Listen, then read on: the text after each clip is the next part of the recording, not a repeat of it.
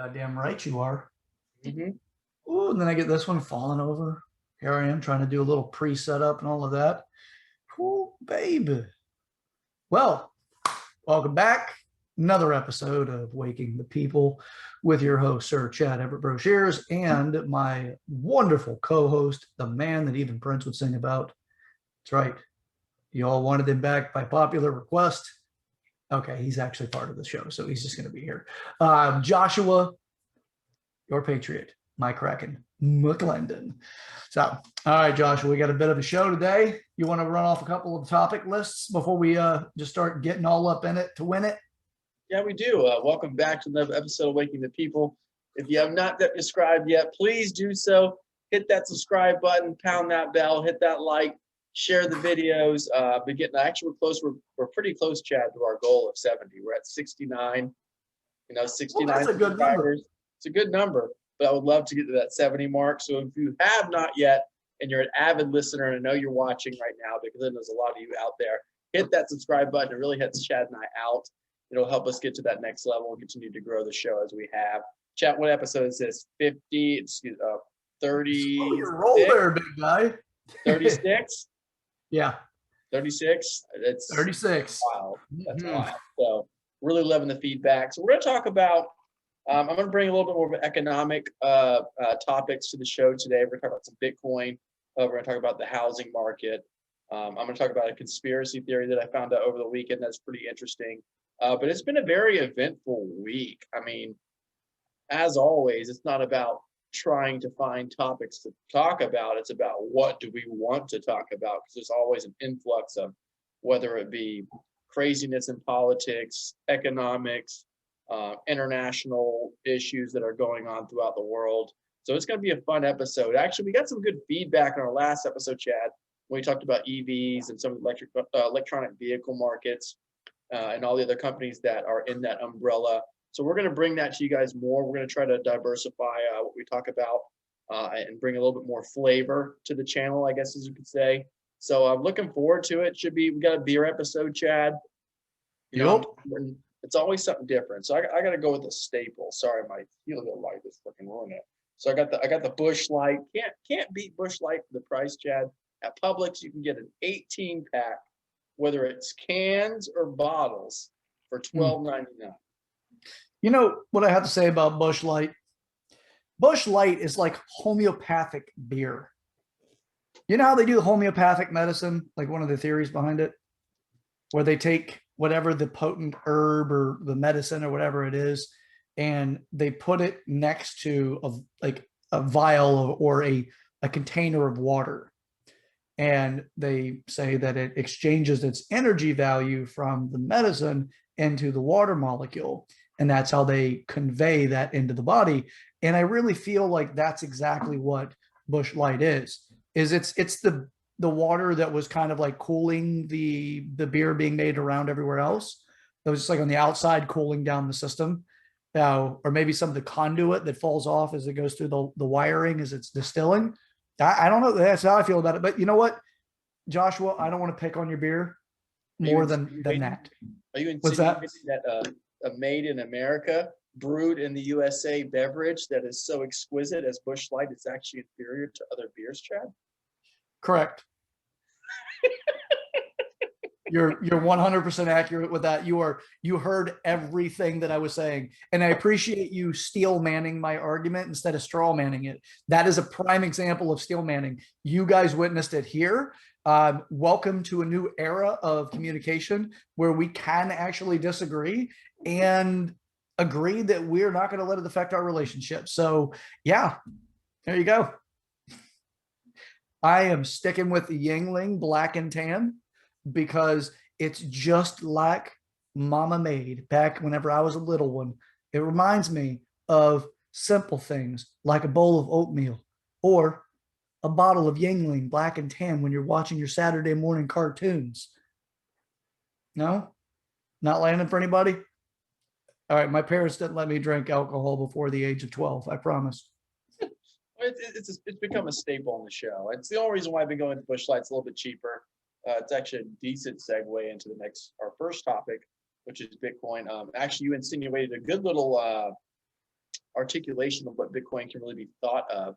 And we've, Bitcoin and cryptocurrencies has become a pretty stable topic on this show. Now, Chad and I have reiterated many times that we are both novices, and that we are not financial advisors. Invest whatever you can afford to lose, do your own due diligence. I'm not advising you to do anything, but as far as energy goes, I actually like that word. So when you eat food, Chad, me and you both have very extensive backgrounds in exercise physiology, anything that is the body. When you eat food, you are taking in energy substrates, whether they be proteins, carbs, fats, and some of those energy substrates get stored into your body for energy conservation. So if you were to starve for, months on end, you would have body fat, stored energy in your body that you would be able to consume so you don't starve to death at a faster rate. And I think that's a very good articulation of what Bitcoin is. Bitcoin is, there's so many different conservations of energy in our world. We have conservation of, whether it be electricity, whether it be, physiologically, like we just stated. I think that Bitcoin is the first conservation of energy in a monetary concept that the world has ever seen, that's actually outside of the grip of foreign entities, whether they be government, banks, whatever, financial institutions, whatever it may be, without them being able to reach it. And I know that might be hard to kind of listen to and maybe to digest, but that's essentially what Bitcoin is. And it's one of the most amazing, it's probably the most amazing inventions in our lifetime. And I don't know if maybe one of the most amazing inventions in the human history.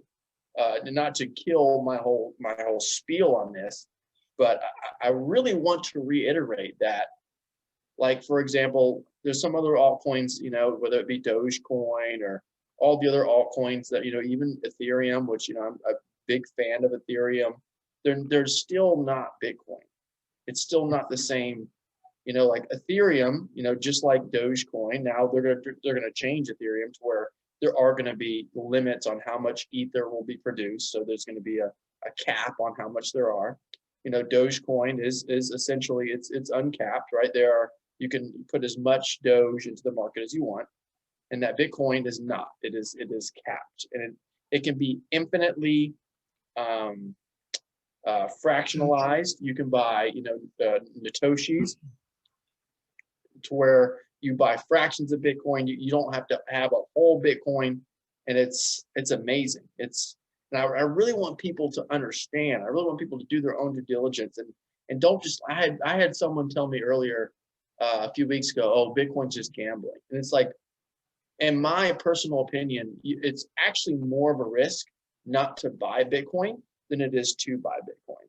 Just based on the constructs of what a monetary system that Bitcoin will become and is already. I mean, there's hundreds of countries across the world that their citizens don't even have access to banks. They can't go get a bank account. Like 2/3 of Mexico doesn't have a bank account. Like, you just can't go get a bank account. And Bitcoin alone would give people the means to be their own bank. Just on that premise right there, Chad, it's insane.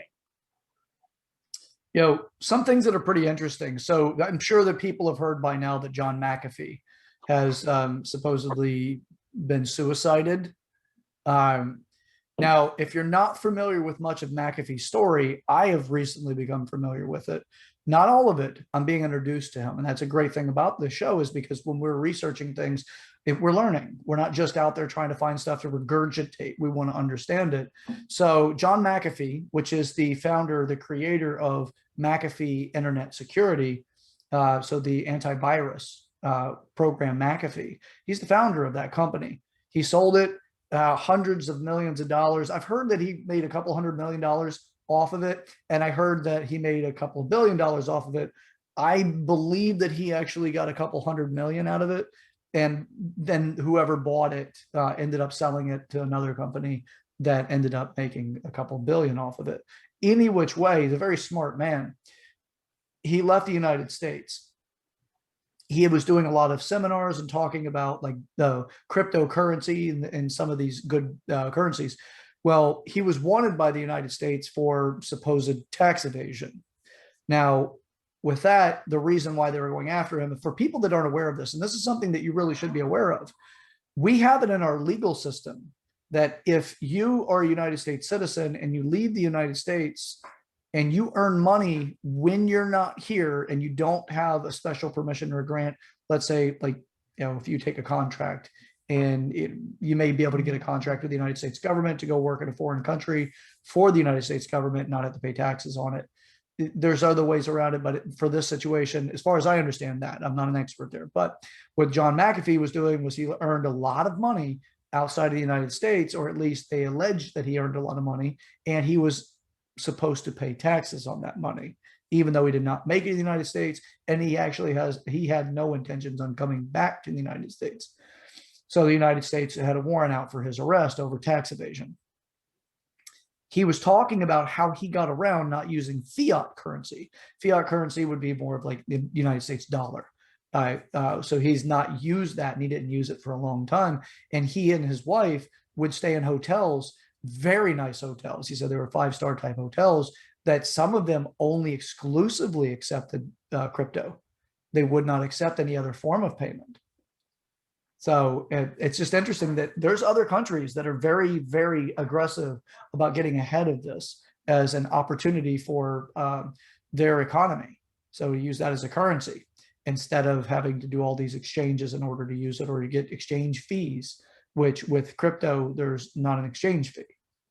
Not when you're going to another country that you didn't originate that money in to pay for goods through their own currency. So whenever it's just one location for currency, it's worth looking into.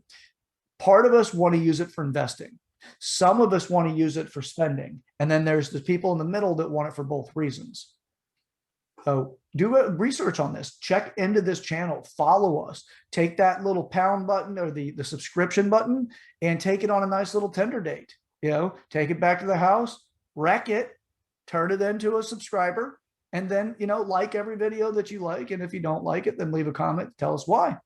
But with that, researching, it's interesting because we're talking about crypto from kind of a broad perspective, right?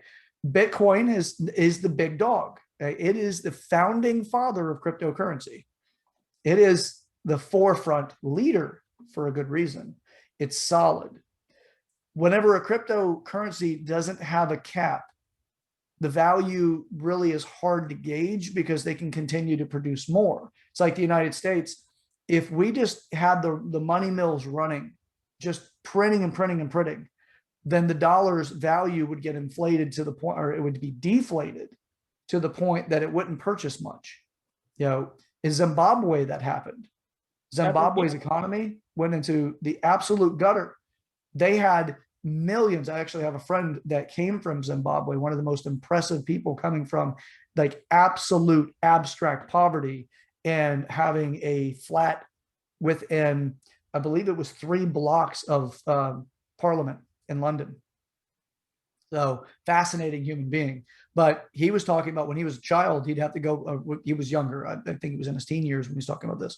He'd have to actually take 60 million Zimbabwe dollars to go to the store to buy a gallon of milk and bread.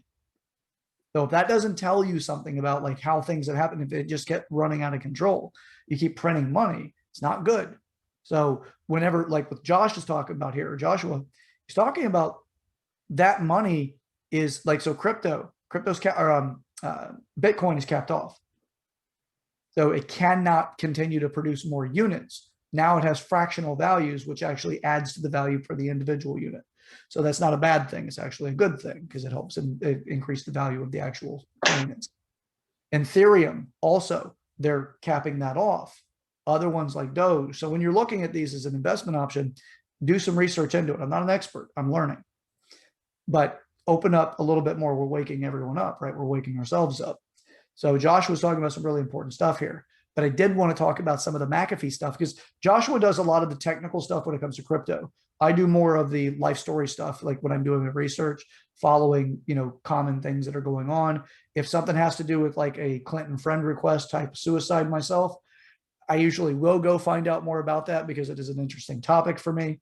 And I'm kind of into that little world of trying to find out how many people have been directly involved with the Clintons and found them suicided or under mysterious reasons are no longer with us. So, but what Josh was talking about here, tying the two together, it's worth listening to. So I'll shut up because I've been going long-winded on it. But John McAfee, he didn't suicide himself. Yeah, it's like, and I may have misspoke. So like there's Bitcoin when you own a full one, and they're called Satoshis, which are fractions of what, like if you own a fraction of a Bitcoin, it's called Satoshi.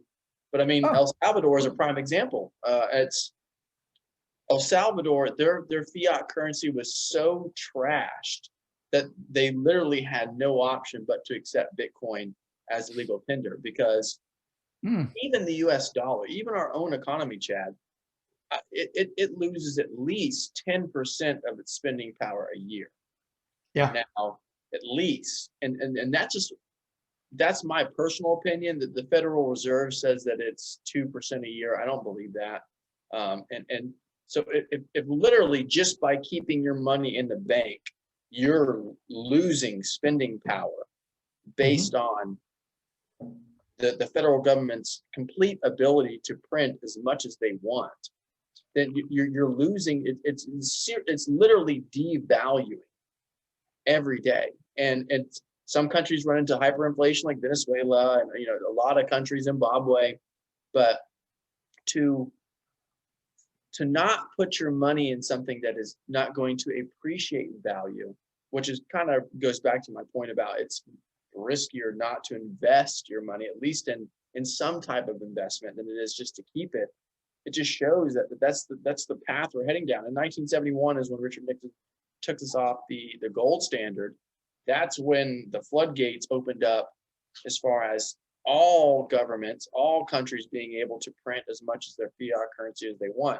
Because a lot of countries, including the euro, which is obviously multiple countries, the euro, even the Chinese money, that their money it's based off the dollar. So once we were able to print as much money as we wanted, then all the other countries did too. So if the dollar tanks, then most of the world tanks, and the dollar is tanking, which I don't want to segue just yet into our next topic, which is the housing market, because it's a prime example of what happens when you increase the money supply into the United States. And most of the people, Chad, not to tangent too much, most people, like when you get a check from the government, because we printed trillions of dollars the last 2 years, stimulus check. God, it's insane. They think you're getting more buying power, but in a monetary standpoint, you're not. You're actually losing buying power, and it really, that's one of the biggest things that pisses me off. Wait, isn't it like AOC's School of Economics? Like the government has unlimited resources. I guess isn't that what it is? And then eat the rich is the cannibalized mentality after. We'll extract everything from the government and then we'll tax the shit out of the wealthy, the top end. Isn't that her thing? Am I wrong? Sounds about right. It's insane. The middle class is being destroyed. We've already talked about this before. And if we keep heading down this road of just constantly printing money and just thinking that we can just hold our value with no real backing or appreciation value to it, we will be just like these other countries. I don't want to sound like this conspiracy theory, but it's basic economics. Like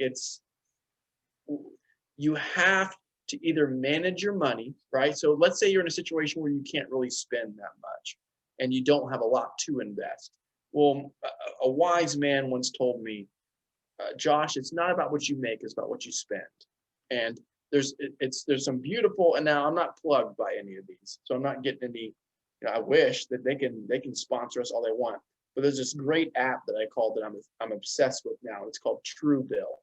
and you can link it to all your accounts, and it'll show you all the subscriptions you have. It'll show you how much money you make per month, what you spend it on, where you spend it. If you don't have some kind of budgeting app, or you're not financially independent in the way where you have complete control of your spending, you know where your money's going, I highly recommend getting into something like that. And this can really help you build more financial independence, which is something that everyone wants. And it'll help you manage your spending to where you're not just freaking breaking even every month. 45% of this country has no money in savings, and they live paycheck to paycheck. That blows my mind. It actually scares me a lot. You know Because that, so I'm going to add to that too, because that was something I looked into years ago. Sigmund Freud's nephew was responsible for getting people, like, he came to the United States, I believe it was the United States government. Now, I'm going to have to look back into this again, but best of my recollection on this, he went to the United States government and they proposed an option to get people get people to actually start looking at lines of credit instead of, there's an economic reason for this. Instead of holding on to their money, is when money's not in circulation, the economy suffers. So money has to be in circulation. In order to get people to get money out of a storage place, right? Like just under the mattress, right? Or in the mattress, and into a banking system or into something that makes the money work for somebody. They needed to talk people into the benefits of credit. Credit's easy to get to a degree. We'll give you a line of it. And then the credit score came to life. Now, it did help because there's an economic value to getting people to not hold on to their money. When your money's sitting in your mattress, it depreciates over time. It's no longer as valuable as it was when it went into the mattress as your economy continues to grow, because inflation, right? Things happen like that. And as long as inflation's taking place and we're not in I guess the word is deflation. That's how frequent we go into it. Not all of us know the term. As long as we're in that inflation period, that money that was, let's say you had $50,000 put away in 1960, that $50,000 does not have anywhere near the buying value now as it did back in 1960, if it did not do something. So if it was in circulation and an investment, which an investment typically does give it in a circulation value, although when you turn it over into an investment, you know how much you put in, and there's a promissory you'll get that back so long as the investment does well, plus you'll get more because that's why you do it. All right.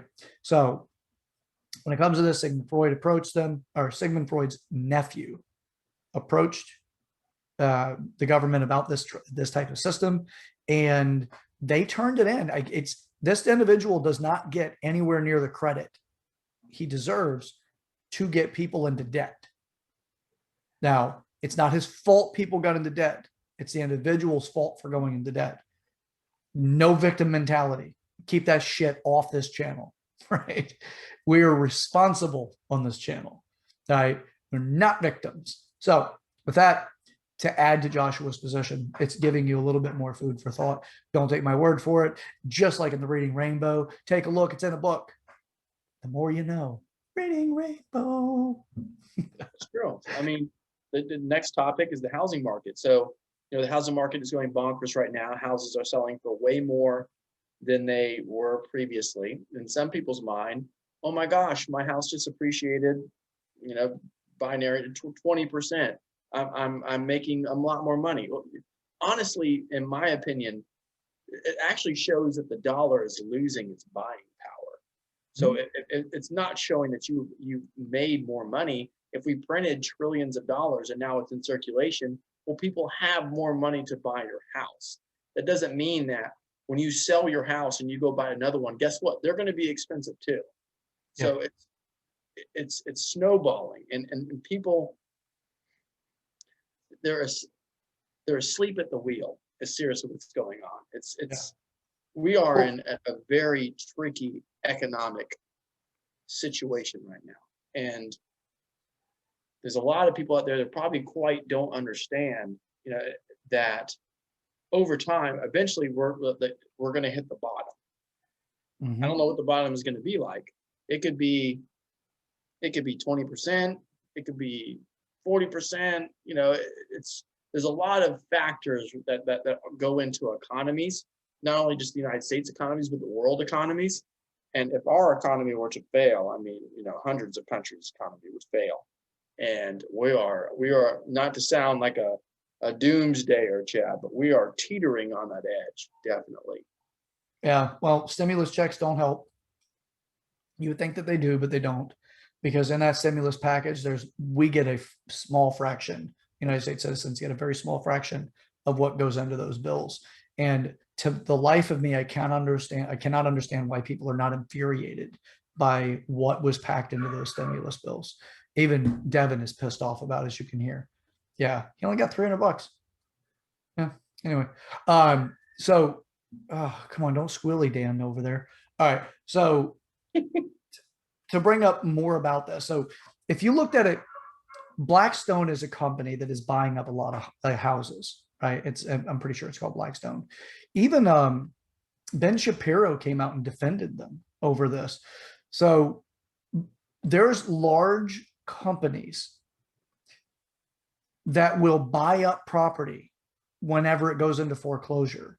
Now, when a bank has a property on foreclosure, they usually sell it for less than what would be sold if it actually just went on the market, because they need to liquidate it so that they can, and when they liquidate it, all they're doing is just getting money that they can do something else with. Banks are not in the business to be landlords. Banks are not in the business to own property. Banks are in the business to move money. That's how they make their money. So whenever a house goes into foreclosure, what's up? You know what the ratio is? What's So up? for every $1 you put in the bank, they can loan $9 to your $1. Jesus Christ. Yeah. No wonder they got like Morgan and Morgan, or Morgan and Morgan for the sheeple. More like, oh shit, Wells Fargo looks so incredibly big. Bank of America looks so big. Anyway, all right, not to digress, because that's going to take me down another pathway here. But all right, here's a thought. All right, here's a thought to consider, that this is happening on a national level. People were receiving state level unemployment, and they were receiving federal unemployment. In the state of Florida, the total amount of unemployment that people were getting, if they did not have taxes taken out when they got the money coming in, because they can do tax before or after tax, you select that whenever you set up your unemployment. They were making $600 on the federal unemployment, and 270, I believe it's $275 or $274 maxed out Florida state benefit. But you're not guaranteed maxed out Florida state benefit. You have to make so much money to get that level. You have to earn a certain amount of money. Most people were making enough to get that 275 or 274, 6 or whatever the hell it is. So they were making, mind you, on a weekly basis, they were making $874 or $876, or split the diff and call it $875. They're making that on a weekly basis.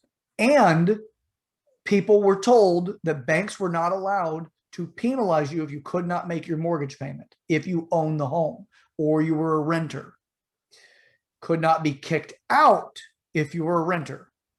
It was illegal to kick out a tenant during the time that we were closed, or the restrictions were put on from COVID. So you have people that had more money than they were making when they were working. Because if you're making 800, damn it, I don't have a calculator in here. Shit. All right, making 800, and we'll just say $875 a week. Had they been on unemployment under that for a full year, what would that come out to? $42,000. $42,000 a year. There are plenty of people that did not make that much. So if you had a mortgage, you were allowed to what was that? Forbear. It's like It's a called grace, forbearance. What's that? it's like a grace period, right?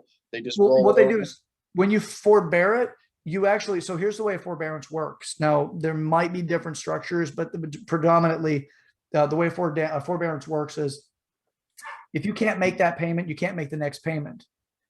They can start the foreclosure process in the third month. So it doesn't mean you get foreclosed on in the 90 days. It just means they start the process. What now, most banks will make you pay one payment. So if you're 2 months behind, you need to pay both of those payments before you're allowed to catch up so that you can pay the third month. Otherwise, they won't accept a penny from you because they're going to go ahead and foreclose on you. It's a very dirty situation.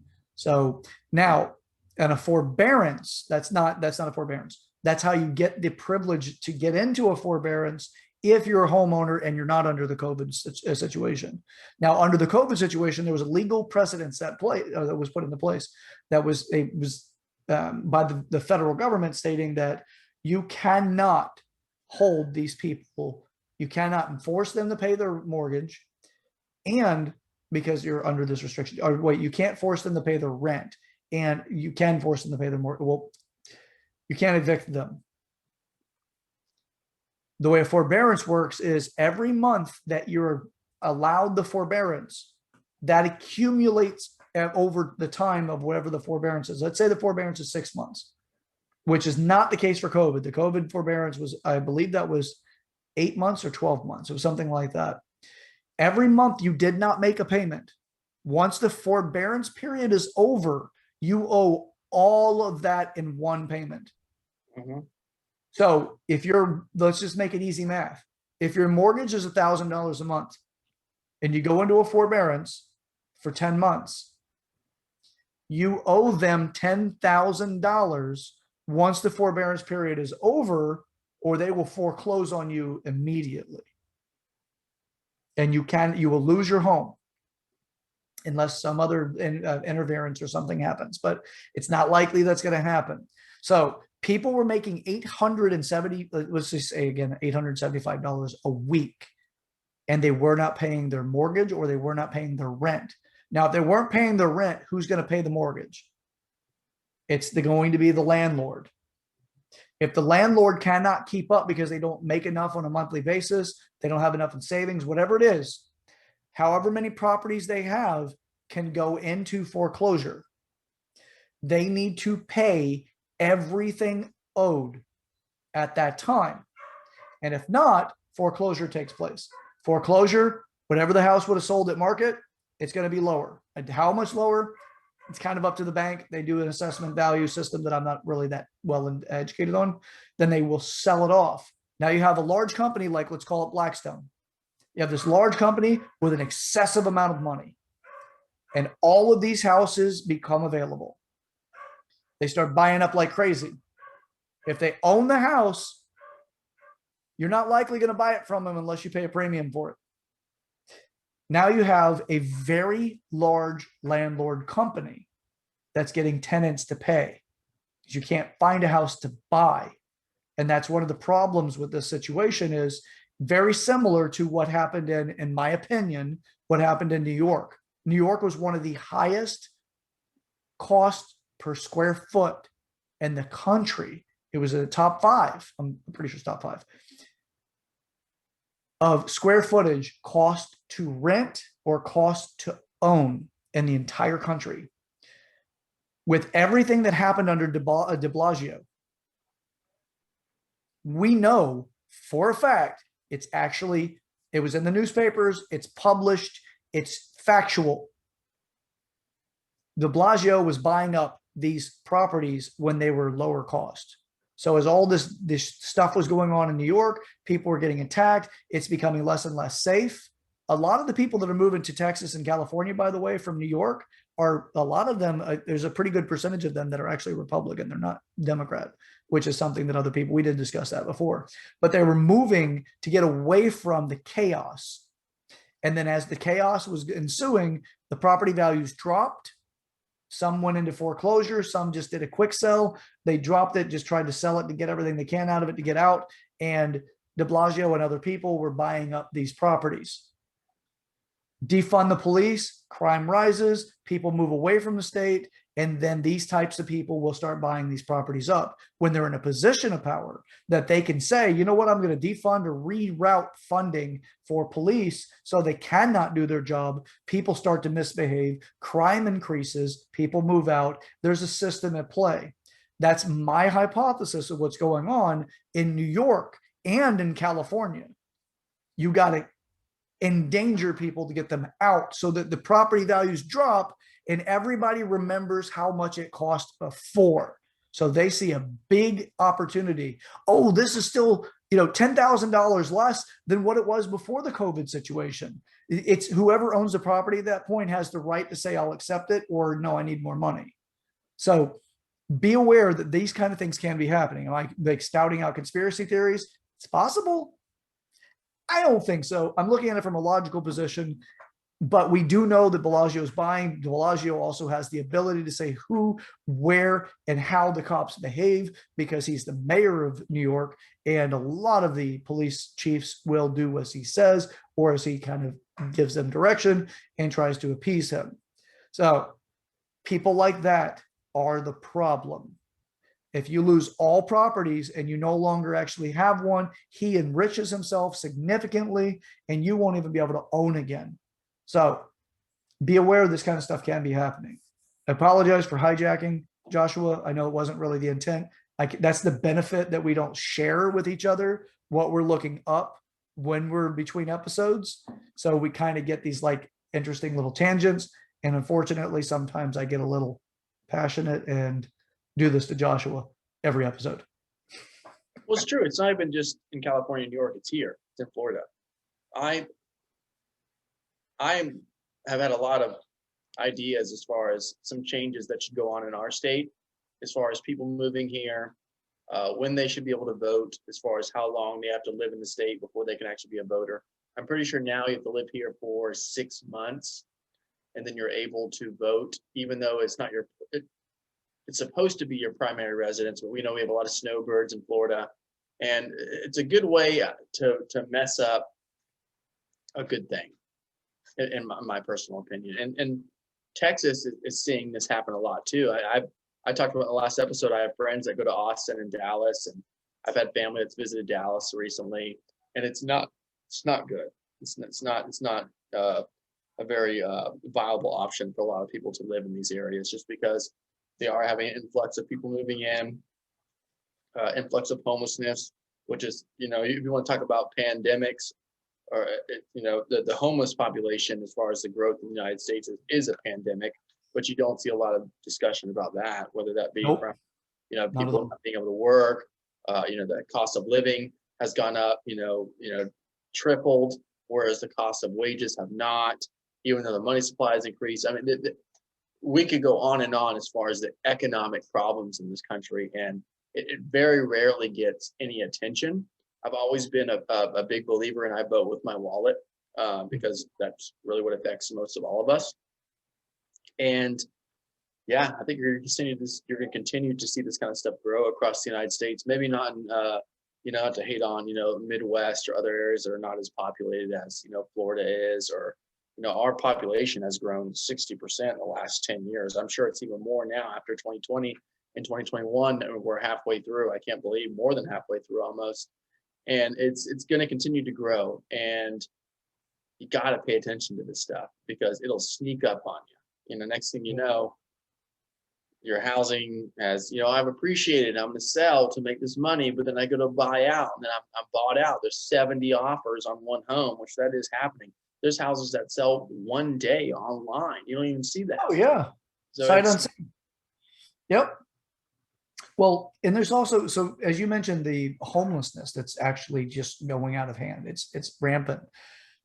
It's not just the people that live under bridges. There's also people that feel like the summer of love in Portland. There's a lot of homelessness in Portland. People are giving up on the system. They're giving up in the process of the American dream.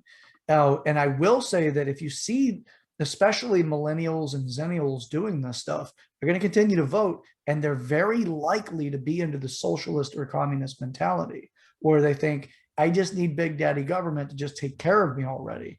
I shouldn't have to live in squalor.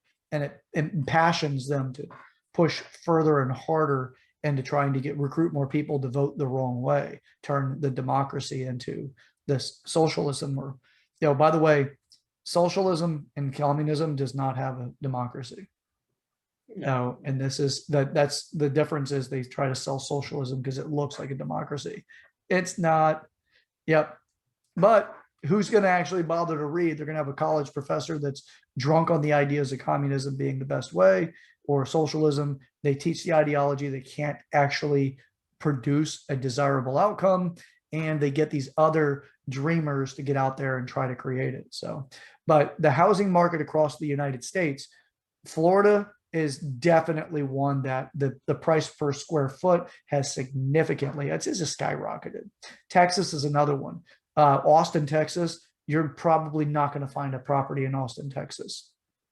It's just that a lot of people from California are moving there. A lot of celebrities have actually moved to that area from across the board.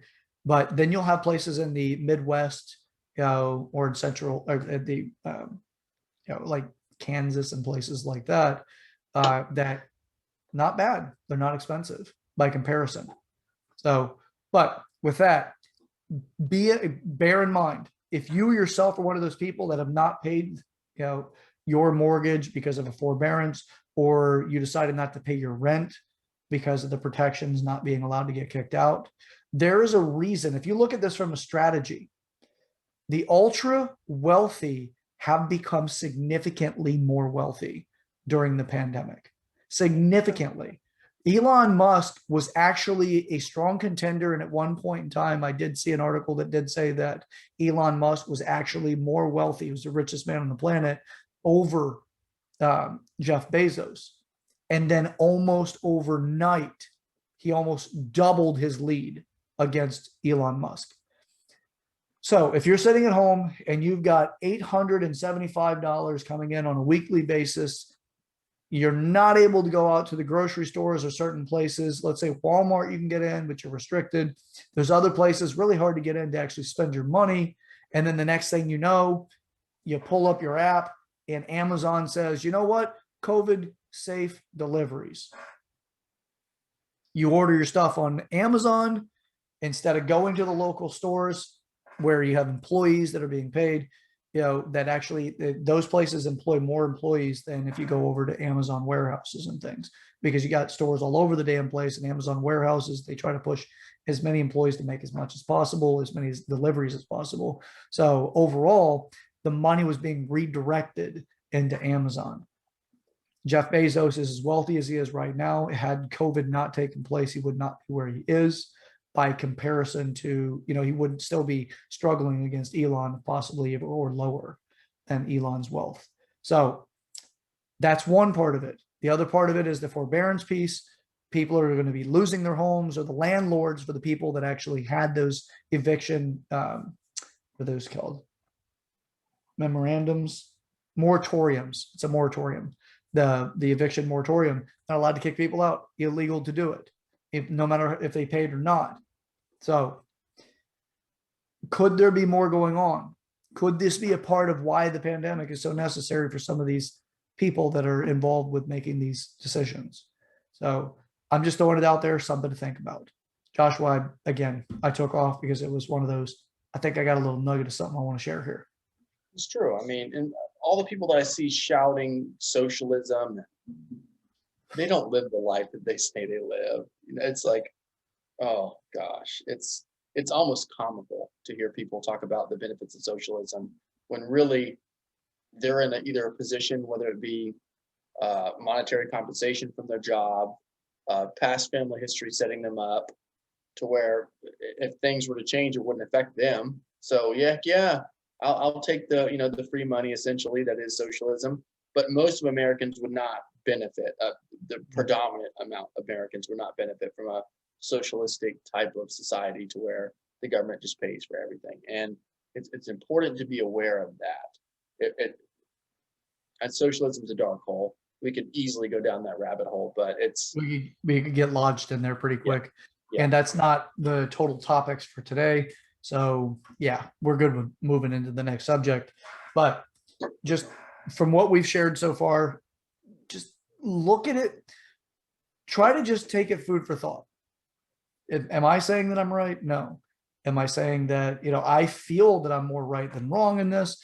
but at the same time, I'm open to being corrected, so I'm not dogmatically attached to this.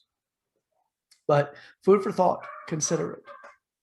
Devin says so too. Mhm. All right. Next one we got. I'm gonna hit you with it. Okay, so kind of a conspiracy theory. I thought it was interesting. I'm gonna share it. So it came to my attention. All right, Chad, I'm gonna ask you first. You're hearing this live, ladies and gentlemen. How do you remember to spell Looney Tunes? How do I remember to spell it from watching the Saturday night or Saturday morning cartoons?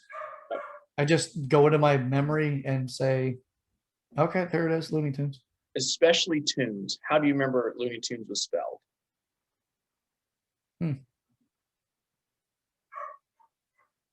Interesting. Yeah, it's Toones, right? It's not. It's actually Tunes. And there's no, I thought it was Toones as well.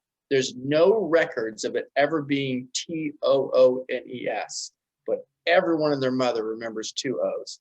How do you remember Oscar Mayer being spelled? Yeah, by the song, man. Especially Meyer. How do you remember Meyer being spelled?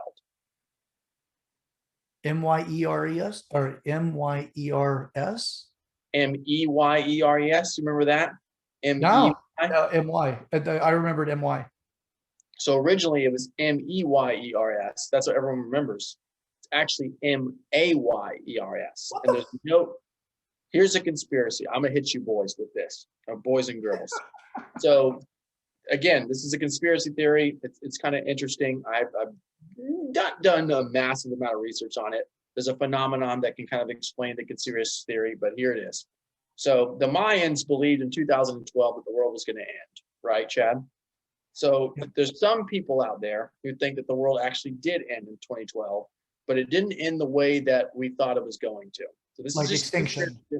So exactly, extinction. So an extinction. The Mayans actually claimed that our universe was going to be sucked into a black hole, and that a lot of things are going to start changing around us that we don't notice right away. Now, time is going to move a lot faster, which it seems like definitely in the coming years, in the past years, the time is moving a lot faster than it did before. There's a lot of turmoil with COVID and politics and the world in general, but there's all these little phenomenons that pop up. Now, it can be contributed to this thing called the Mandela effect, which is, back when Nelson Mandela was in prison for 25 years, apparently there was a lot of reports of Nelson Mandela dying in prison, and then all of a sudden he was out.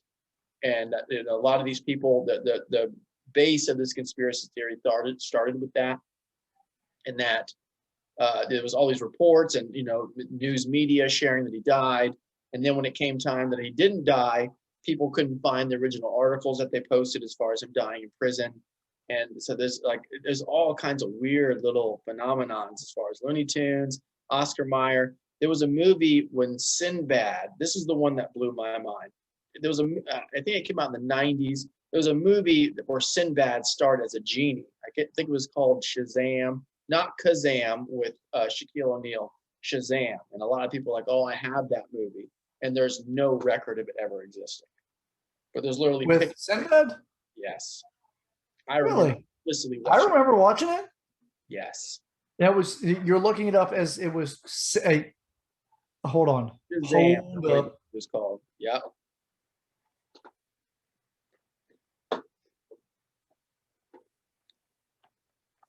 Jesus. Right away, it pops up.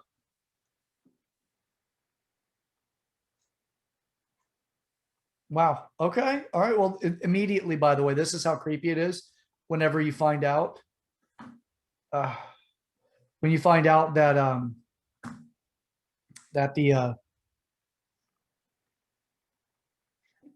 forgot what the hell I was saying here. Wait, because the Facebook thing just told me the session expired. Please log in again. I don't know if it's still recording or not. Whoever's watching right now, hit the thumbs up just to give us a heads up if this is still broadcast live, because I got it's not live right now, or it just says the session's expired. So whomever's watching, can you kind of hit me with one of those? There we go. Okay, it's still going. All right. I'm not going to acknowledge the session expires. Please log in again. I'm going to let it keep going because I don't know what the hell happened. But we'll keep going with it. Yeah, it does say that. Here's what's creepy. And I remember what I was saying now. It took me less than, what was that? 5 seconds to find exactly what you're talking about on Google. I put in Sinbad as, and it said genie. Right. And then it popped up with this, which is Sinbad's Shazam, the strange case of a movie that doesn't exist. Oh, I watched this movie. I just don't think it's called Shazam.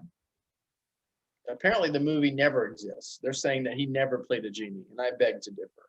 So this could be, again, guys, I'm not a conspiracy theory guy, but this is something that I found over the weekend that really rattled my brain a little bit. I'm not claiming that it's true. It's just kind of entertaining and interesting to think about. But these phenomenons, I mean, I know, like I said this to a friend, he was like, no, I freaking remember this movie. Apparently, the more research I've done on it, those people are like, no, I have the VHS tape. Like, I'll send it to you. It exists. So is this a case of, mainstream media and the internet trying to weirdly erase things that are kind of strange from public memory? Or is this a case that we're in a black hole, we're actually going through these phenomenons? Or is this a case of just collective bad memory? I don't know. But it's kind of... That's interesting. I watched that movie as a kid. I've seen it. I know about it. That's ridiculous. I'm going to look into it more because right now, like, if I mess with my phone, one phone too much, the other one that I'm like doing the Facebook Live, it because I did several different stages of verification, because my phone, like, I got an update, said that I had logged in from places I've never even been in my life. So I did some security stuff, and now if I touch that one too much, it'll make this one go ridiculous. And so now I'm kind of screwed, and I am ridiculously interested in finding out what happened to Disney Shazam. I should have given you a warning before I told you that. Yeah, you bastard. Everyone I told, I'm like, okay, so I'm going to tell you something and it might break your brain. And they're like, okay. All right. Yeah, you should give me a little, like, give me some sort of disclaimer. Like, like, what is that? Like, did I Dream a Genie even exist? All right, well, a little, like, tug the ear. Maybe I even got the wrong one. Maybe it was Bewitched with a little, I don't know. Anyway, you're making me question too much now. Damn it, Joshua.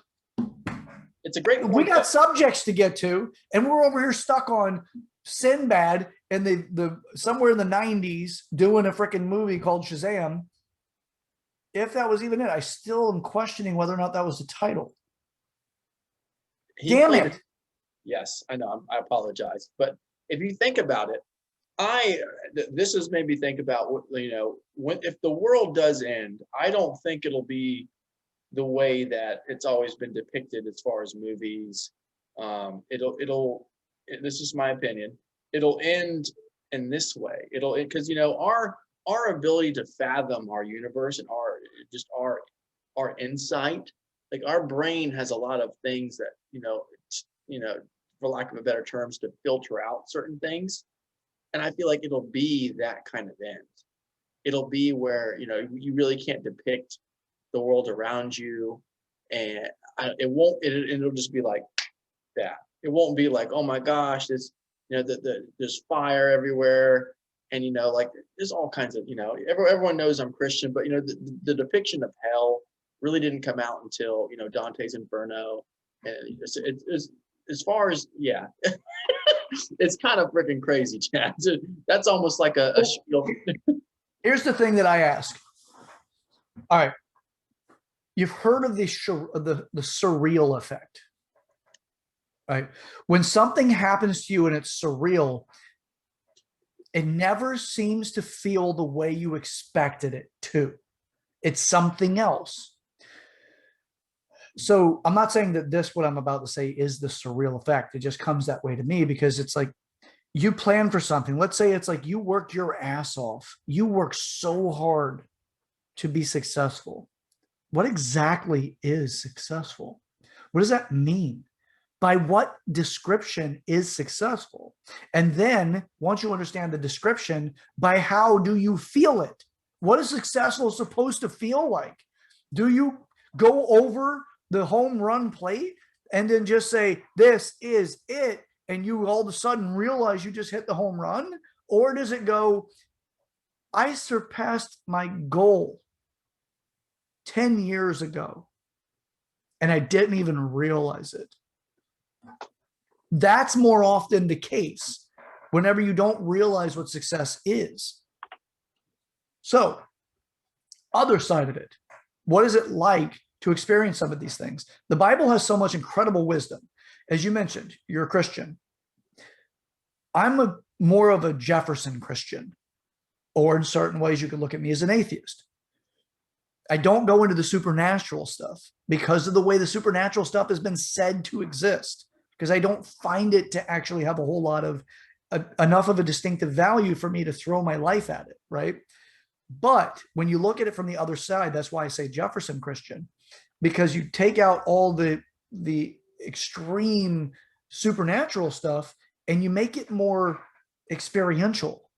I could go through this, or somebody else has gone through it and I can relate to it. But then you almost seem to lose the magic of the stories that are told and the parables that are told in the Bible. You almost lose the value of them, because when you read it, your imagination gets a hold of it. And your imagination says, this is what it is. Right? Your imagination says, this is what it's going to be like. There's lights in the skies. There's chariots running through the skies. There's going to be gods fighting each other. And, there's going to be the one true God. And then there's going to be burning bush with Moses. And all of a sudden the bush catches on fire because God set it on fire. And that's where the commandments were. And you got the splitting of the Red Sea, right? Moses splits the seas and takes the Jews out of Egypt and all of this stuff, right? And you're like, your imagination gets a hold of it and says, this is what it is. And you create this fantasy. Now it can be like a mass effect or a mass hysteria of a fantasy, because everybody is kind of framed around it, and their minds naturally lead to that with their own distinct descriptions inside of it. So they have little deviations of differences between each other, but overall they all agree that that was the way the event occurred. But then you have things like this. You have Shazam. It's a Disney movie. Sinbad's in it. And then we're like, it didn't exist.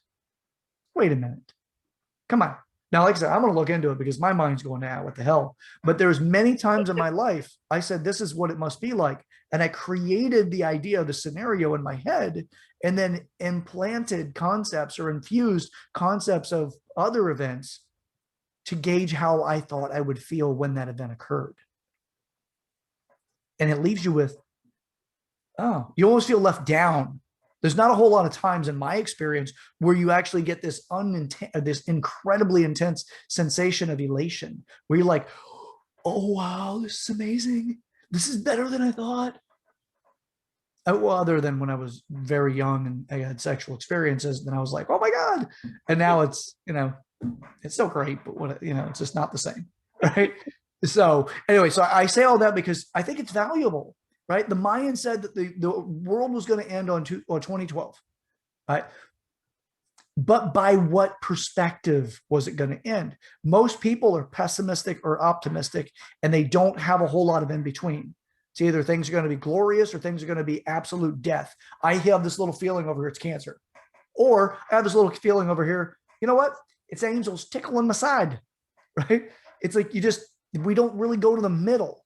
Maybe I need to stretch. Maybe I just need to see my doctor. Maybe I've got other things, but no, we go to one side or the other. It's like two extremes, because we waited for the world to explode or get hit by a comet or like a mass extinction. But it could very well be the world that we know will not be the same moving forward. Therefore, it ended to become something else. So, anyway, again, I did it. You get your water in you.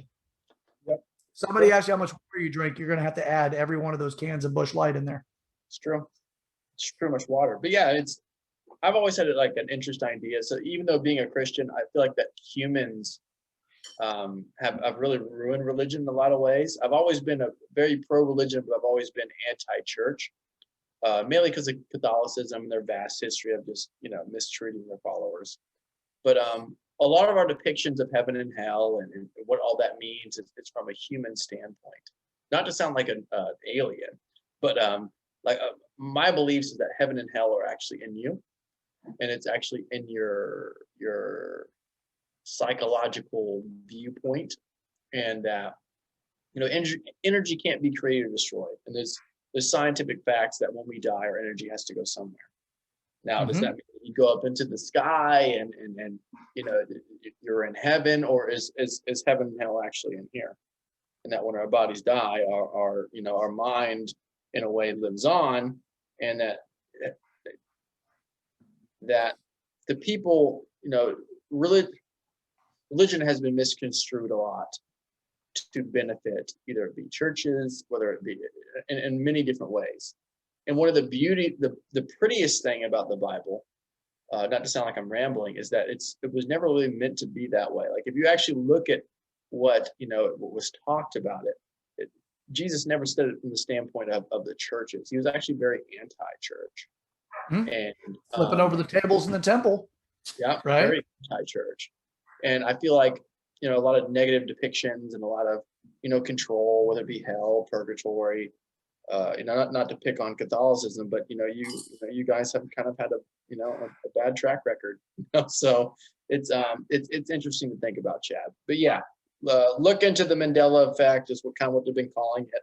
I haven't really seen a name of what the conspiracy theory is called, but it's interesting. It's very interesting. I'm gonna dig into it, man. It's one of those interesting things that like I had no idea until you brought it up. But I absolutely look forward to it, and we'll get Corn Pop working on this too. Yeah, you know what? He can't just sit around and soak up a paycheck. So. He needs to do something. I mean, he was supposed to come over last weekend to help me out with some house stuff. I need to move a piece of furniture. No showed me. Didn't text me till the next day. It was just like, hey, I can't make it. Sorry, I got caught up. I guess he's got a new girlfriend. Have you heard about the new girlfriend that he has? No. Last time I talked to him, I paid him in advance to do the gutters at the house. Because I got some of them, I got to rebrace them and then clear it out. And yeah, dude, I actually had to do it myself. So I don't know. He just disappears, man. Like he's here right now, but he won't come onto the damn camera because this is what we actually have him here for. But he's not. He's like he is all right. So people understand what Corn Pop. Corn Pop does what Corn Pop wants. All right.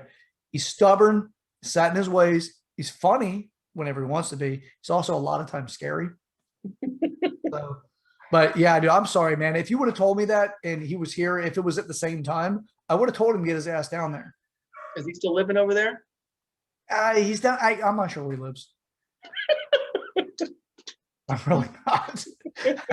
It's so hard to pin him down, man. He did like some electrical work. He helped me run like some of the I got the fiber optics in my, so I had some of the, no, I'm sorry, not fiber optic, Cat 5. I routed through my house with some Cat 5. And yeah, he helped do that, but I still can't tell you. I don't know where he lives. I heard he was Plant City, and then it was like Dade City. I don't know, man. It almost sounds like he's running from something. Yeah, I know he was doing Uber Eats for a little bit, but he kept delivering pizzas. And I guess Uber let him go because, you order a large pizza with 8 slices. He'd turn it in. There'd be 6 slices in there. He's free. Yeah, taking a cut off the, yeah. He was laughing about that one day when he came over. I was like, hey, can I get you some food or something? A beer? He's like, I'll take a beer. All right. Some food? No. I just ate. All right. That makes sense. Like, he's like, I'm stuffed. And all I knew was doing that, whatever. I don't know, man. I don't want to go on too long about the Corn Pop. But yeah, at some point in time, we'll talk him into getting in front of the camera. But until then, you're gonna have to hear about him. Ridiculous bastard. I'm glad he's not in here right now. They'd probably cut me with that switch or that freaking straight razor. Hear me call him a bastard. He's actually got a pretty good sense of humor, but again, sometimes I don't know, it's kind of scary. But all right, so let's talk about a couple of mine here, buddy. Awesome topics, though. So we'll kind of make them a little quick because we're running a little long right now. But all right, so first off, let's go into the new strain of fear porn. All right. who could benefit from this? If you've done any research into what happened in India, you will know it's bullshit. They were using photos of people that had a chemical spill issue in the area, and they fell due to the chemical exposure. So people like dead in the street and all this bullshit. That's old. You could actually dig it up. It's years old. It happened back in 2000, I think it was 16 or 17, where there was one particular woman laying down on the street. There's a bunch of people around her, and she actually she wasn't even dead. she had breathed too many fumes, and she was tired. She was trying to catch her breath, and she was laying on the street. But everybody standing around, they're like, let's use that. The photos of people burning people in their family, in their yards. If you don't understand the culture of India, it will do you benefit to look into it before you just say, oh, well, CNN and MSNBC just taught me that these people are running out of space and they just got to burn these bodies because they're infected. No, they have religious requirements for handling the dead and when they need to cremate, because cremation is their predominant way for the Hindus of dealing with the dead. Is through cremation, and there's a ritual to it, and it's not uncommon for them to burn them in their own yards as a sign of respect for that, or in a certain public areas as a way of giving people, like here in the United States, we do a wake, right? We go to a viewing, we go and see the people that have died so we can get a gauge of closure before the casket's closed and we put them into the ground. They have a different process. It's their culture. But what we have is we have the fear porn come in. Right? We've got these news stations that just need to fill the void of Trump. So now what do they have to fill the void? More fear, more it's coming for you. So we have what happened in what they claim happened in India. I know people in India. I have friends there. They're like, that's not happening here. There's videos of people going into the hospitals and it's not overflowing. There's plenty of open beds. People are in there just looking at them, walking around filming, going, what are you doing? Be aware, the media has a habit of not telling you the truth. So the new strain of fear is the Delta Airlines. Fly the sky. There's reasons why I'm going to have to say things in a certain way, because YouTube will actually strike the channel. They'll remove the video that we're working hard to make sure we provide some sort of insight to things and some information. They will remove it. They will also, if they strike the channel in a certain way, they could get to the point of a permanent ban. So we have to be careful. We don't want the first strike nor the last strike. We don't want those. We want to try to use this as a way of being able to build the channel enough that we can move into another option. So, new strain. Consider that it's very probable that there's going to be a new strain regularly that's going to get people continuously riled up. The CDC is currently reconsidering the mandate on the masks, even though we already have the data that says the masks don't fucking work. But yet they're going to try to reevaluate that, as well as lockdown restrictions and their guidelines on that. I do not trust the CDC. California has already discussed locking down the state again. They also, on an unrelated note, have restricted travel to Florida and 4 other states because of the way they've decided to work with LGBTQ. Yep, look it up. Oh, it's interesting. So California said that because of these reasons, the LGBTQ, which is not allowing transgender women into female biological women's sports, they're saying you're not allowed to travel to those states. They specifically tagged every one of the states that are actually anti trans women competing in women's sports. Just so ridiculous. If that does not show you a grotesque abuse of power, I don't know what will. What was that, Joshua? I've yet to run into anyone who is anti-LGBTQ. And I love how they like to paint that picture for you. Chad and I have said on this show all the time, whether you're gay, lesbian, trans, do what you want to do, live the life you want to live. But this orchestration of, anti and hate and we don't want this, it's so ridiculous. The first, not to, I mean, they're kind of congruent topics, but not to jump, but like as far as the new strand, the Delta strand, the first person that I heard it from was, it's the SARS COVID. Now, I'm not a doctor, but COVID is already a SARS. Like it already is that. Yep. So to put SARS in front of it, you're just reiterating. That's like saying, Coca-Cola soda. Like you don't. It is soda. You don't have to say like it is a SARS. You don't have to say SARS in front of it. It's God. They're just running out of shit to talk about. Here's the thing. It's not really necessarily it is, but it isn't. They're not fully running out of shit to talk about because they can talk about Trump making the visit down to the border, actually going where the problems are, not like Kamala where she stopped by a taco stand or whatever the fuck she did when she was there. Not that. And if it doesn't show you a political divide there, she actually refused to sit with the governor of Texas. Yeah, that sounds like a very good vice president. Anyway, so all that aside, when they add things to those types of this is the SARS COVID. They're only trying to sensationalize it further to create more fear because that's a term that has not been heard up until now much, right? It's very seldomly used. They didn't need it before. Now it makes it sound even worse. So for Mrs. Jones, who's not going to do the research, she's just sitting there listening to MSNBC or CNN. She's going to hear it and be like, oh my God, this is one is it. People get addicted to being afraid. It happens. It's a real phenomenon. There's pessimistic people that get addicted to being pessimistic. They don't start that way typically. They become that way because there's an addictive value. There seems to be a reward. It's like always plan for the worst. So it wears on everybody, especially whenever your safety is in consideration. So you have all of this stuff going on. When they add in SARS, they're just trying to scare you further. So CDC is rethinking masks and also the lockdowns. Australia doesn't even have enough to validate why they need to lock down. If you look at the numbers for Australia, but Australia is already they're already moving towards a lockdown again because of the Delta strain. If you look at it, they have 0 COVID deaths.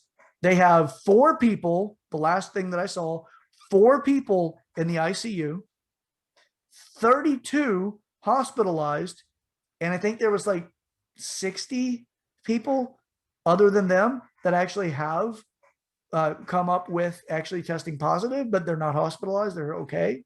They're at home. And Australia is talking about locking down. They need to get their shit together over there. The problem is the UK recently had a big protest about all these lockdowns. It was over the weekend, I believe. And it was insane how many people came out. This stuff will continue to go on until we stand up, until we say, I'm not going to take it anymore. It's almost like Fauci's just ready to say, oh, well, flip it. They're coming after the emails. Flip it. No, we need to get another issue. Here's the concern that I have. If this be the situation where they're like, you know what, we're going to continue to do this. And then whenever we have enough people saying we're too skeptical of this, they release something that actually is more dangerous. Because this thing has less than a 1%. Far less. It's point something. It's I think it was 0.06 or 0.08 overall, fatality from it.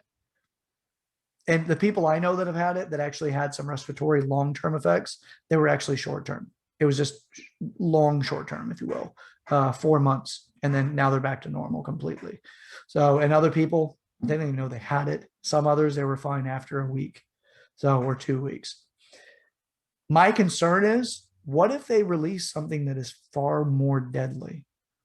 Yeah. And they keep this pattern up. And people don't even realize it. What's that? If it was Ebola, we'd be dead. Oh yeah. Like, But what if they release something that actually is that much more dangerous, and then they just have every news organization and medical facility that is reporting on it, if they tell them they need to report it as whatever the thing is that they release, that it's just COVID, or it's like a mutated version of COVID, and it's not even that. What if they actually do that? I wouldn't put it past them for the way that they behaved. And when I say they, I don't know who the they is. I do know that somebody is up to something, because we don't see the result they're saying we should have by the measures that we've taken. It doesn't make sense. So FDA, to segue, FDA has recently released side effects of the vaccines and what to look for. Inflammation inflammation in the tissue around the heart, irregular heartbeats. There's multiple things that they're saying to look for, but a lot of them is mostly focused at the heart at the time being. Keep your eye out. Keep your eyes on it. I'm not a fan of just taking things for granted, like whatever they say. I'm skeptical about a lot of stuff and becoming cynical in some places. So keep this stuff in mind, guys and gals, or whatever the hell you want to identify as. Be skeptical a little bit. It doesn't hurt. I'm not saying don't do certain things. Research it, then do it. Don't just do it without actually researching it. And they say second opinions. You don't go to a doctor in the same office for a second opinion. You go to another office. You go to another doctor. You go to another town sometimes. Don't go to the same, like, all right, well, I got your opinion here. And then you walk 2 doors down in the same practice and ask that doctor for your opinion, for their opinion. Because there's a pretty good chance they're in bed together. You don't do that.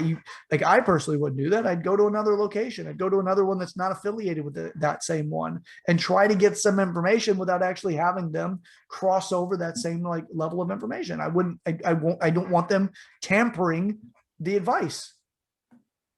So, all right, we're running a little short. So, Josh, we got anything else on that before we jump into getting threatened? No, we're good. I think that, yeah. All right.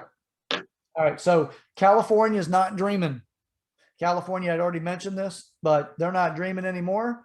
They're the ones saying that if you're going to travel to Florida or the other 4 states, you're not going. You're restricted from being able to go there. Welcome to a totalitarian government over there, guys and gals. That's a dictatorship, if you ask me. No, you're not allowed to go there because they are not sympathizers with LGBTQ. What does it even mean? What's that? What does it even mean? Prove it. How are we not sympathizers? Yep. Proof. Oh yeah, we're hate mongers. It is actually that's the kind of rhetoric that leads to civil wars when states start to go against states. All right, so that's the California not dreaming portion, which I've already mostly covered. And then there's Biden threatening the 2A supporters. Now, if you haven't heard this, it is going to benefit you to look into this. Biden said in one of the public, he was addressing the nation or whatever the hell he was doing. He was speaking partially. So Biden said, if you want to take on, so he's talking about, so the 2A people, 2A supporters, I'm a 2A supporter.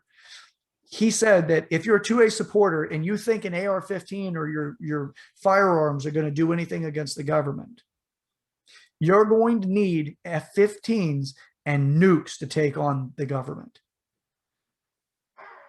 All right. I don't know how everybody else feels about that. It's not him going, I'm coming after you, Chad. You think your firearms are going to be able to save you. No, he's not saying that. He's saying that he's trying to say that your Second Amendment rights are inadequate. They're outdated, that they are not something that what you're saying as a defense is moot, because you're not going to be able to actually stand up against this. That's what he's saying. So with that, that's why I say he threatened us. But how he threatened us was different. It wasn't a direct threat. It was an indirect threat. When is a seated president ever, first on, taken on a constitutional right?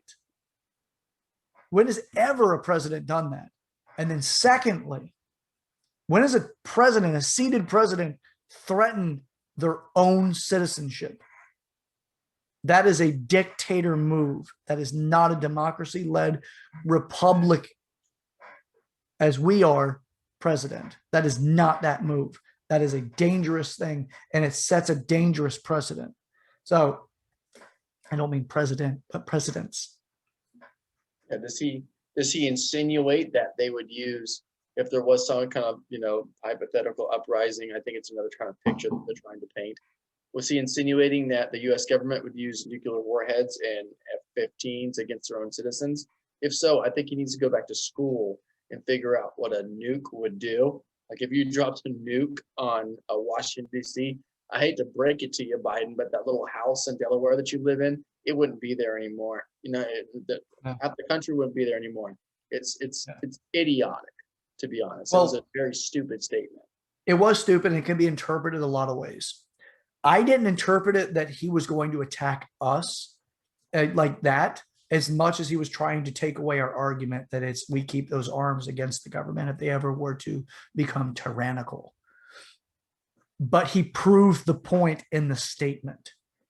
If you want to take on the government, you don't have the means. That's what he's saying. Now, what does that mean, though? It means that he could retaliate with using his abilities, which is F-15s and nukes. But that's not directly what he meant, what he was saying necessarily. That's not how I heard it. What I heard it as is that you have no rights to your firearms. Your argument is insufficient. You do not have a standing here.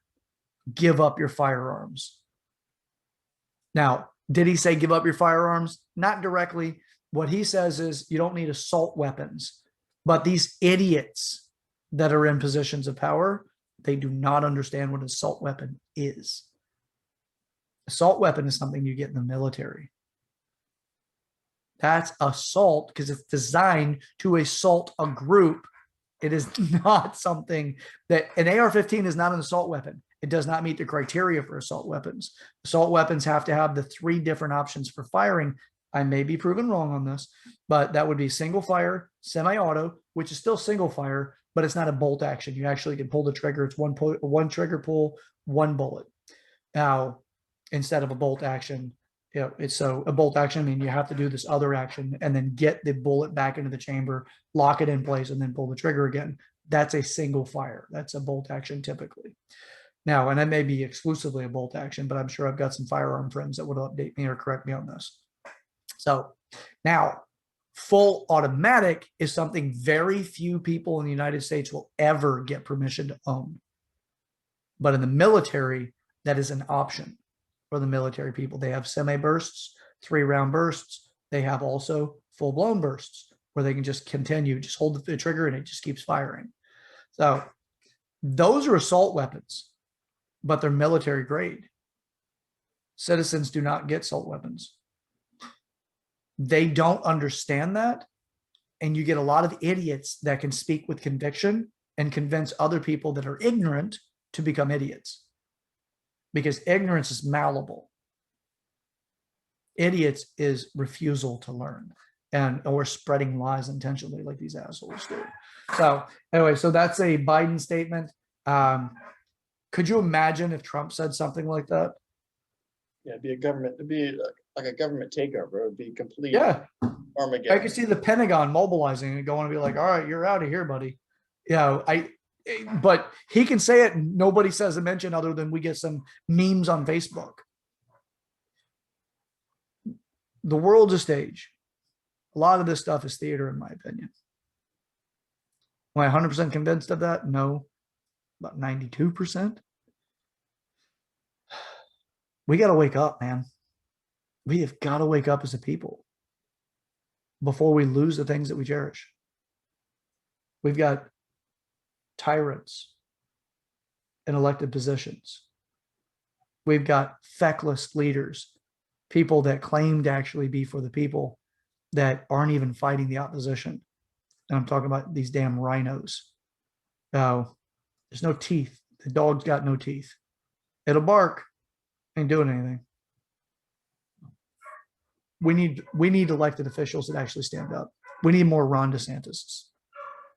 We need more Abbotts. We need more Trumps. There's another one. I forgot his name, and I can't ever. There's a couple of them. Is it Jim Jordan? Yeah, the one. Joshua? Yeah, Jim Jordan, the one in Ohio, right? I think so. Or There's a few of them. We need more of those. Devin agrees. Tommy Tuberville in Alabama. I really like Tommy Tuberville. Yeah. There needs to be more. There's got to be multiple people at the table. If you got all the same people at the table, that's not good news. I don't care what you are. You know, Chad and I have both said many times that we are a non-party affiliate. I tend to vote with my wallet. So whether that be libertarian, whether that be, you know, conservative, Republican, you know, the Democratic Party just has had it's had no good candidates in the last 20 plus years.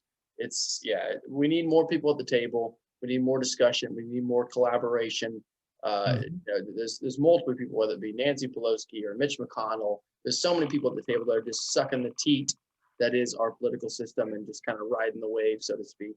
We got to start. You know, we need new life, and I think that we're really getting to that. You know, getting to that result with every episode. So hopefully this opens your eyes. If you're a fanboy of whether it be complete Republican, complete Democrat, make sure you're challenging yourself to the point to where you doubt your own ideologies. You know, a phrase that I've been using for the last few weeks is this the hill you're willing to die on?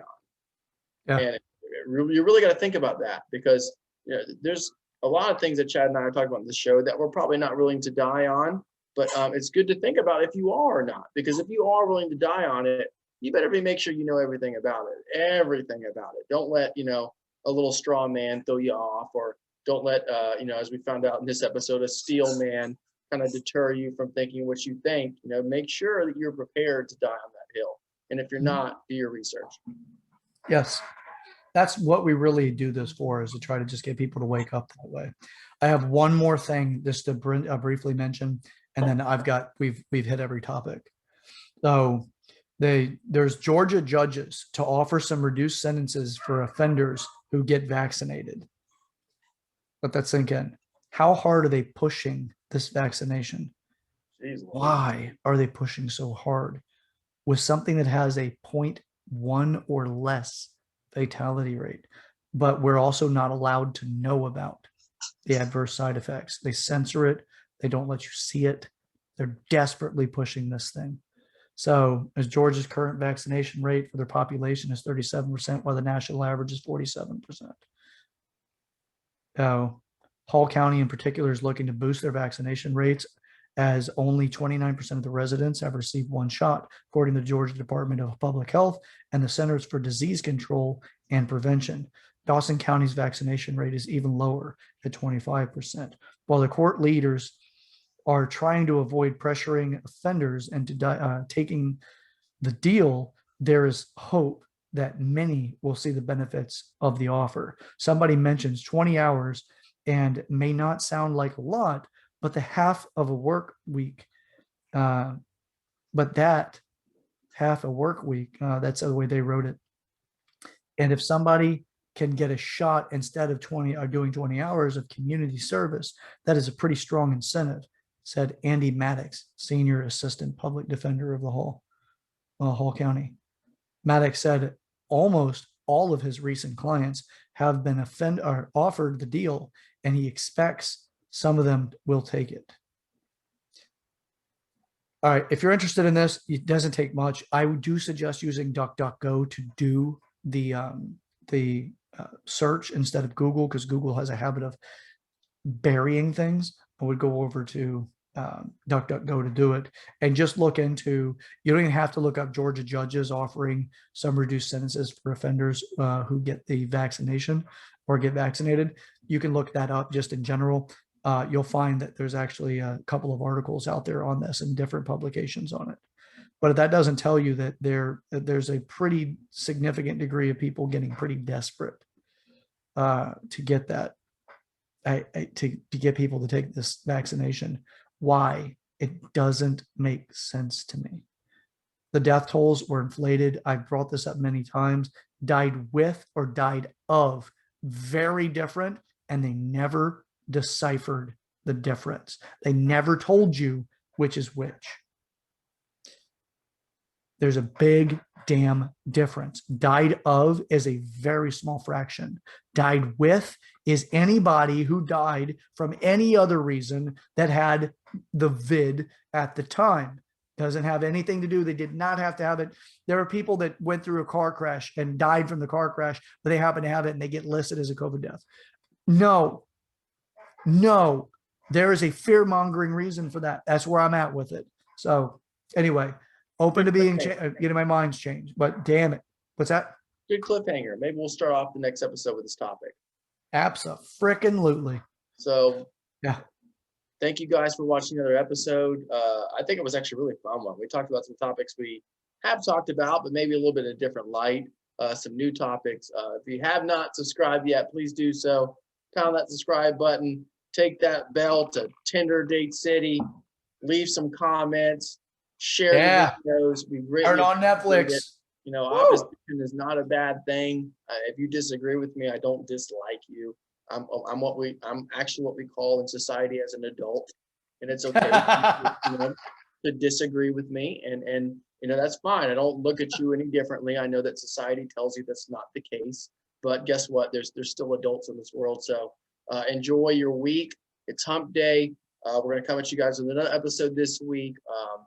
Keep your chin down and just stay golden, Pony Boy, as always. My man. Hey. Remember, we're Americans. Let's act like it. We are in this together. Even if we disagree, we're in it together. It's a sign of maturity to be able to get along with somebody you disagree with. It's time to grow up. Let's grow up together. Wake up.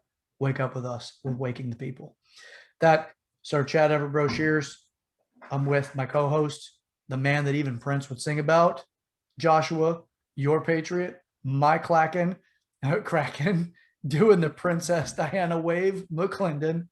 Until next time, stay golden, Pony Boy.